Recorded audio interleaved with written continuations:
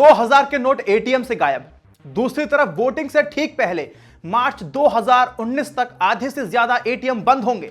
तीसरी तरफ ज्यादा ऑनलाइन पेमेंट्स पर जोर दिया जा रहा है और चौथी तरफ सरकार पीआर कमेटी को बनाती है, उसको गठित करने की आरबीआई के सामने पेशकश रखती है। इतना बड़ा घोटाला हो रहा है आपके सामने और मुझे ताजुब है कि आप लोग अभी तक चुप क्यों बैठे हैं, खुद को बर्बाद होते कैसे देख पा रहे हैं। बस आप 2019 का चुनाव होने दो, आप लोग को सड़क पर ना ला दें ये लोग, मेरा नाम और मैं अपना काम दोनों बदल दूंगा। वीडियो स्किप मत करना और ये सब बात मैं फैक्ट्स के आधार पे कह रहा हूं, खबर के आधार पे कह रहा हूं। चलिए सिलसिले को आगे बढ़ाते हैं। एक छोटा सा सवाल, क्या आप मुझे बता सकते हैं कि हमारा देश इस समय नोटबंदी जैसे फैसले को झेल सकता है? मेरे हिसाब से नहीं। अगर इसकी कोशिश भी की जाए तो देश के खुद ही में ईमानदार प्रधानमंत्री नरेंद्र मोदी जी फिर भूतपूर्व हो जाएंगे, ये निश्चित है और ये बात कलयुगी चाणक्य भली भांति जानते हैं। चुनाव भी पास में है, अब कुछ तो ऐसा करना है जिससे कि नैरेटिव ही पूरा चेंज हो जाए। अब आधे से ज्यादा एटीएम का बंद होना, इसके पीछे इतनी बड़ी पॉलिटिकल साजिश है, इतना पॉलिटिकल एजेंडा छुपा हुआ है, आप क्या आपके राहुल गांधी जी भी नहीं समझ पाएंगे। ये मेरा सरकाज़म है, मेरा व्यंग है, समझने की कोशिश करना। नहीं तो आप नीचे जाकर के कमेंट में अपना काम शुरू कर सकते हैं। देखिए, अगर आप मुझे फॉलो करते हैं तो आप बड़े सौभाग्यशाली हैं। ऐसा इसीलिए क्योंकि आप हर एक खबर से अपडेट हैं। क्योंकि मेरा एक शो है न्यूज टाइम विद वैभव, उसमें इस बात का मैंने चर्चा की हुई है। मैंने उस शो में आपको बताया कि पीआरवी कमेटी के बारे में, मैंने शो में आपको बताया आरबीआई वर्सेस सरकार के बारे में, मैंने शो में आपको बताया ऑनलाइन पेमेंट को सिक्योर करने के लिए सरकार टैक्स लगाने वाली है। मैंने आपको उसमें बताया कि आधे से ज्यादा एटीएम बंद होंगे और लोकसभा चुनाव 2019 पास में है। अगर इन सभी खबरों को जोड़ लिया जाए, इन सबको जोड़ करके अगर आपके सामने पेश किए तो एक ब्लास्ट होने वाला है। तो अब आप समझो मेरे 125 करोड़ भाइयों और बहनों, आप सभी पर एक ऐसा खतरा मंडरा रहा है जिसको देखकर आप नहीं समझ पा रहे हो, क्योंकि आपके भोलेपन का फायदा यही कांग्रेस, यही बीजेपी और रीजनल पार्टीज बड़े फायदे उठाती हैं, बड़े आसानी से, बड़े प्यार से आपका विश्वास जीत ले जाती हैं। और यकीन मानो 50 साल तक कुछ नहीं बदलेगा और ना ही आप बदलने वाले हैं, क्योंकि एक बहुत बड़ा षड्यंत्र चल रहा है। It's a big trap. अभी क्या न्यूज सामने आई थी कि देश में फिलहाल कुल 2,38,000 एटीएम काम कर रहे हैं। एटीएम इंडस्ट्री की संस्था confederation of ATM industries CATMI ने चेतावनी देते हुए कहा कि अगले साल यानी कि मार्च 2019 तक देश के आधे एटीएम बंद हो सकते हैं। इसके पीछे वजह बताई जा रही है कॉन्फेडरेशन ऑफ एटीएम इंडस्ट्री के मुताबिक कि नोट और एटीएम को लेकर के हाल ही के दिन में कई बदलाव हुए हैं, कई तरह के नए नोट आ गए हैं और इसके लिहाज से एटीएम को अब अपग्रेड करना होगा। नई तकनीक के हिसाब से एटीएम के हार्डवेयर को, एटीएम के सॉफ्टवेयर को, दोनों को ही अपडेट करना होगा। इसकी जरूरत भी है। इनको अपग्रेड करने में करीब 3500 करोड़ रुपए का खर्च होने का अनुमान है, लेकिन कंपनियां इस हालत में नहीं है कि वो 3500 रुपए खर्च करें और उसको एटीएम को अपग्रेड कर सके।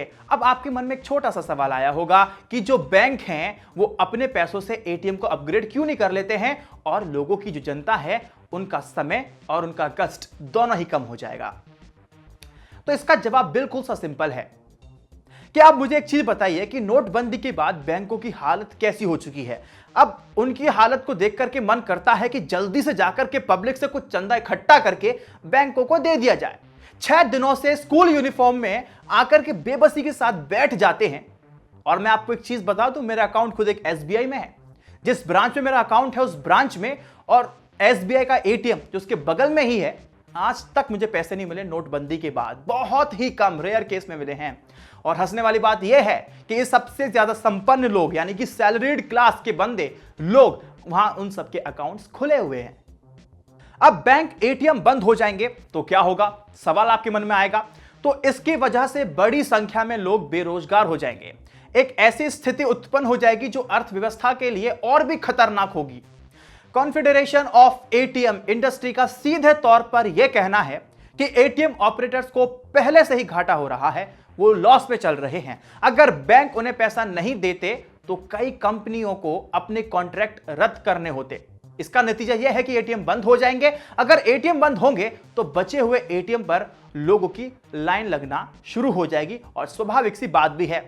एटीएम से जुड़ा नया कानून क्या है जिसकी वजह से अपग्रेड करना पड़ रहा है और क्या क्या संशोधन करने पड़ रहे हैं और एटीएम को बंद करना पड़ रहा है।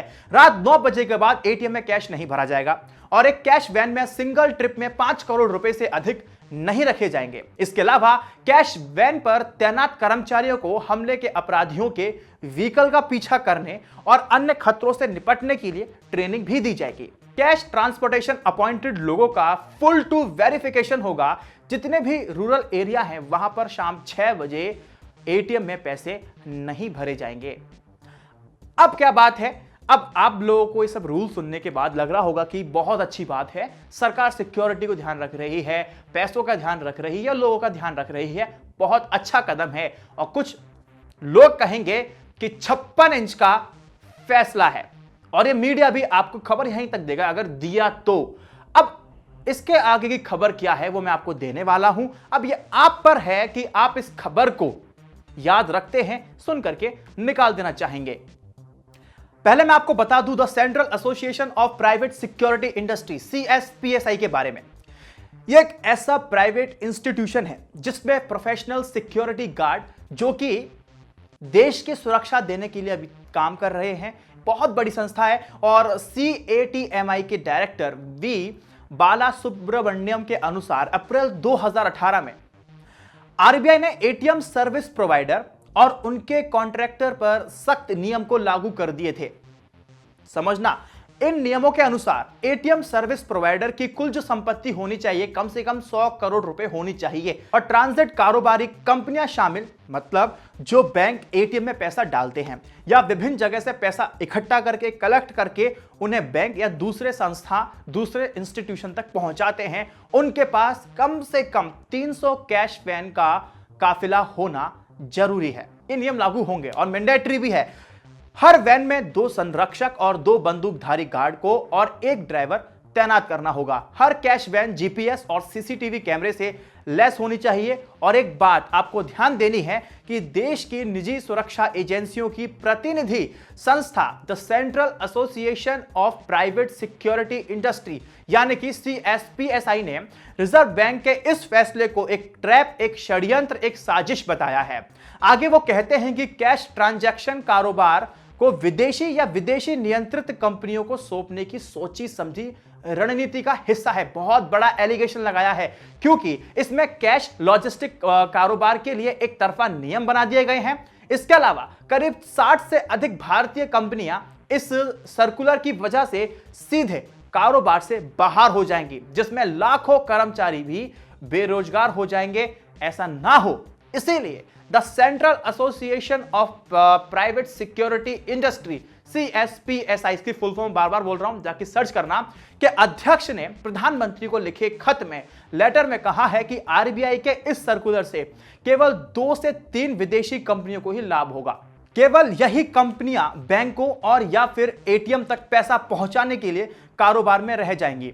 नियमों को इस तरह से बनाया गया है कि केवल इन कंपनियों को ही लाभ हो।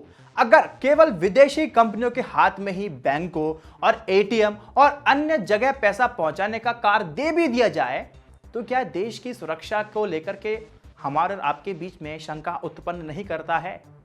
अब आपको यह नहीं पता होगा कि अभी हाल ही में चोर चोर मोसेरे भाई यानी कि कांग्रेस और बीजेपी ने फाइनेंशियल बिल के साथ FCRA बिल को पास कर लिया, जिसका मतलब है कि बीजेपी और कांग्रेस को जो फॉरेन फंडिंग मिली थी, जिसका संविधान में एक विरोध है, पॉलिटिकल कैंपेनिंग में फॉरेन फंडिंग नहीं लेनी है, जबकि दोनों पार्टी उसको वेदांता से फंडिंग मिली थी।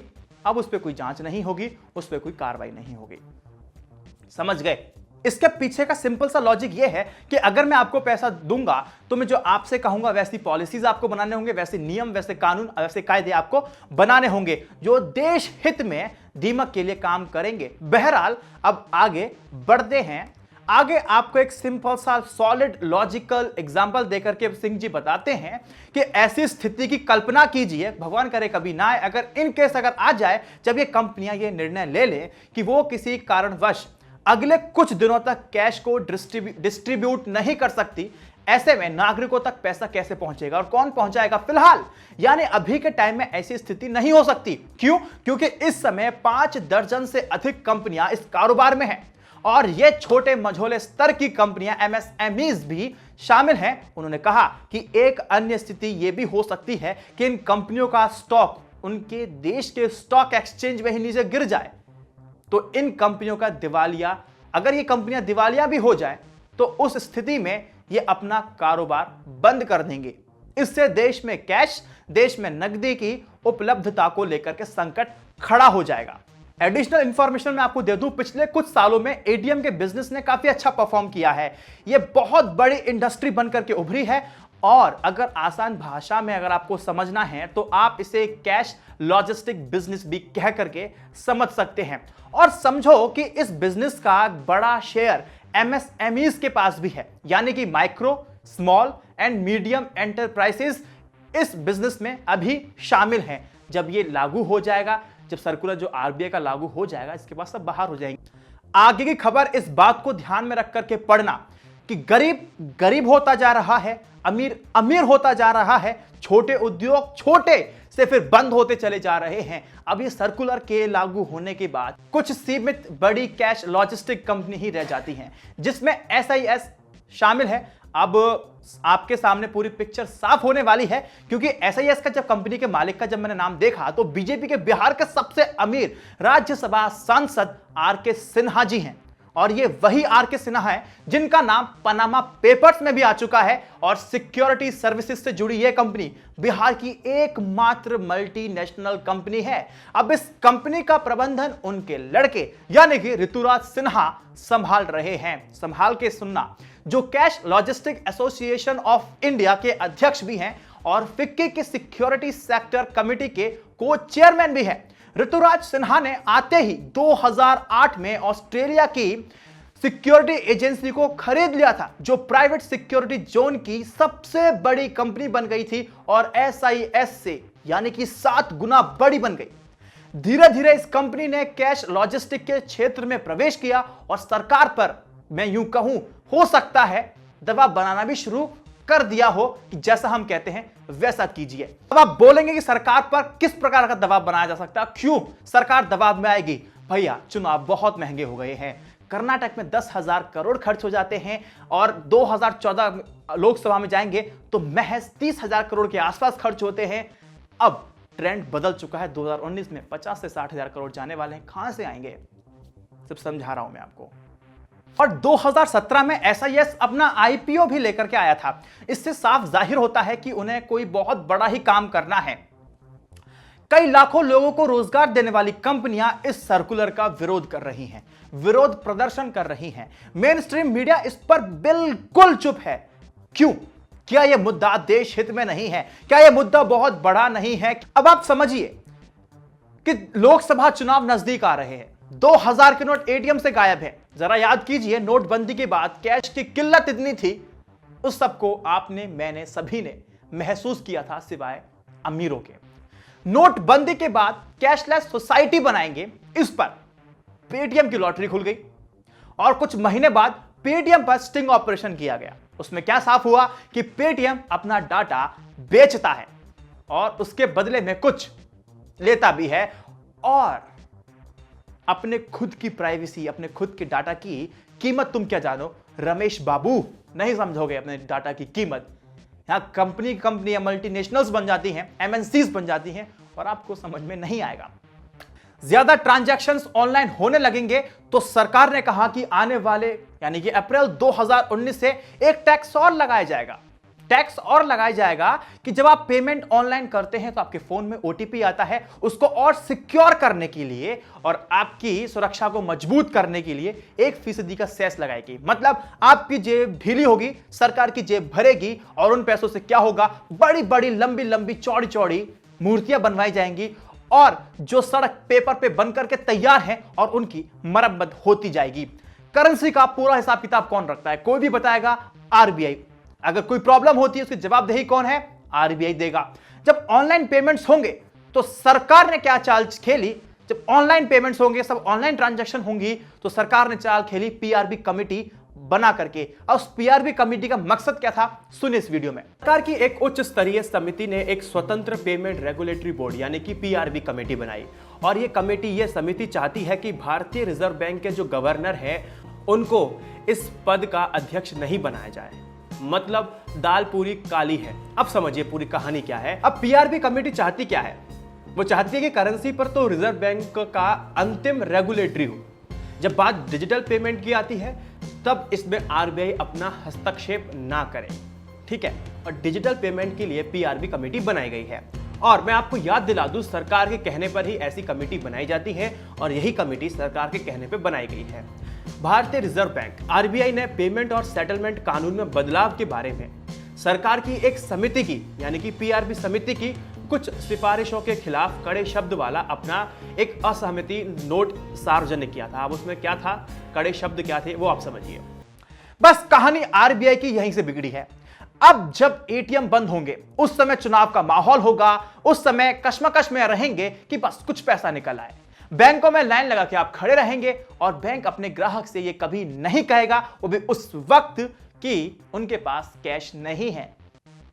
और बैंक के पास एक ब्रह्मास्त्र है कि कनेक्टिविटी नहीं होगी। मैं बता रहा हूं ऐसा ही कुछ होने वाला है। और जो आपको ध्यान देने वाली बात है कि आपके आसपास खड़े लोग पे थोड़ा नजर रखना, उनकी बातों पे नजर रखना, क्योंकि असली प्रोपेगेंडा वहां से शुरू होगा। जाते जाते फिर मैं आपको याद दिला दूं कि the central association of private security industry, बार बार मैं फुल फॉर्म बोल रहा हूं, CSPSI की वो बात जिसे आपको अपने दिमाग पर जोर डालना चाहिए। सिंह ने कहा था कि ऐसी स्थिति की कल्पना कीजिए जब ये कंपनियां ये निर्णय ले लें कि वो किसी कारणवश अगले कुछ दिनों तक कैश को वितरण नहीं कर सकती। ऐसे में नागरिकों तक पैसा कैसे पहुंचेगा? ये वीडियो अपने दोस्त, अपने फैमिली मेंबर को, अपने हैशटैग फेवरेट एंकर को भी टैग कीजिए और 3 व्हाट्सएप ग्रुप और फेसबुक पे टैग कर करके पूछिए कि भाई साहब कितनी जल्दी हम सड़क पर आएंगे। वीडियो को शेयर। जय Hind, Vande Mataram, stay updated, stay educated.